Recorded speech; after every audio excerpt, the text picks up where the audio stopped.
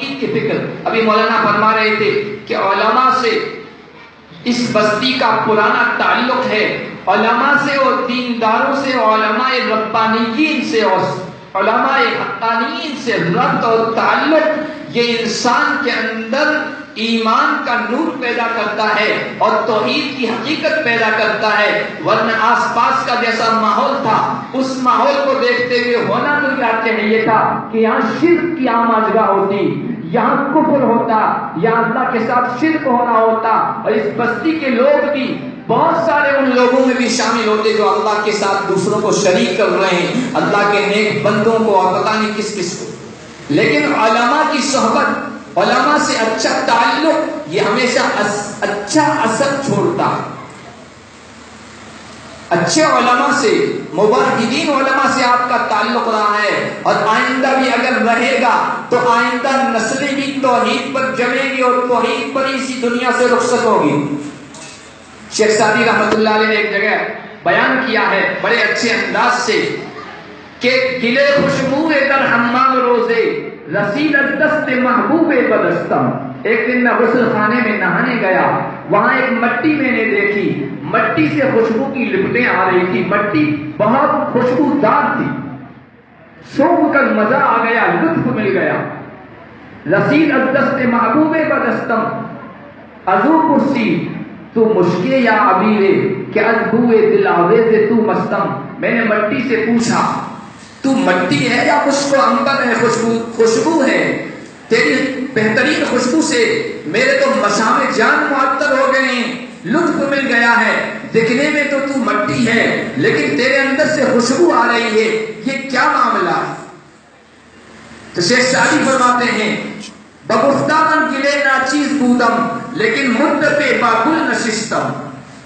مٹی کہنے لگی میں تو وہی خاک ہوں، وہی مٹی ہوں جس کی کوئی حیثیت تمہاری نگاہوں میں نہیں ہے، لیکن ایک مدت تک میں نے بسیرا ڈالا ہے، میں نہیں ہوں. گلاب کے ایک پودے کے نیچے سے اس گلاب کے پودے پر کلیاں چٹکتی رہی، پھول کھلتے رہے، پھول کی پتیاں نیچے گرتی رہی، میں اس کو اپنے اندر جذب کرتی رہی. اس گلاب کی پتیوں کی جو خوشبو تھی وہ میرے اندر اتر گئی ہے. جمال ہم نشین در من اثر کر وگرنہ من ہما خاتم کے ہستم. دوست اچھا مل گیا، ہم نشین اچھا مل گیا، خوبصورت گلاب کے پھولوں کی میں نے ہم نشینی اختیار کی، دوستی اختیار کی. ان کی صحبت اور رفاقت نے میرے اندر اثر کر دیا ہے. وَغَنَّ مَنْ ہَمَا خَاكَمْ كَ ہَسْتَمْ. ورنہ میں تو وہی مٹی ہوں جو ہوں جس کی کوئی حیثیت نہیں ہے. کپڑوں پر لگ جاتی ہے کپڑوں کو جھٹک دیتے ہو، چہرے پر لگ جاتی ہو تو چہرے کو فوراً دھل لیتے ہو، لیکن اچھے دوست کی دوستی نے مجھ میں اثر کر دیا ہے. نیک اور موحدین علماء کی صحبت کا اور رفاقت کا اور تعلق کا اثر بھی ایسا ہی اچھا ہوتا ہے، نہ صرف آپ کے اندر، آپ کی آنے والی نسلوں کے بھی اندر.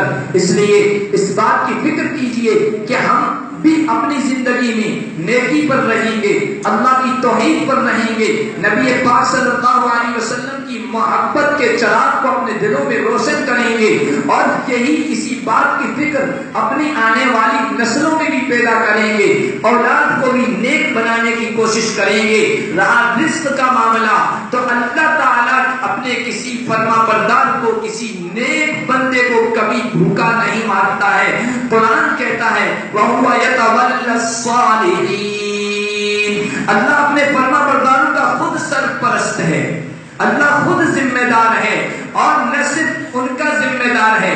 آپ نیک بنیں گے، اللہ آپ کا ذمہ دار بنے گا، آپ کو بھی رزق پہنچائے گا، آپ کو بھی دنیا کا سکون اور دنیا کی راحت پہنچائے گا، بلکہ آپ کی نیکی کا اثر آنے والی نسلوں میں بھی پہنچے گا. آپ کی نیکی کی وجہ سے، آپ کی صالحیت کی وجہ سے آنے والی نسلیں بھی کھائیں گی.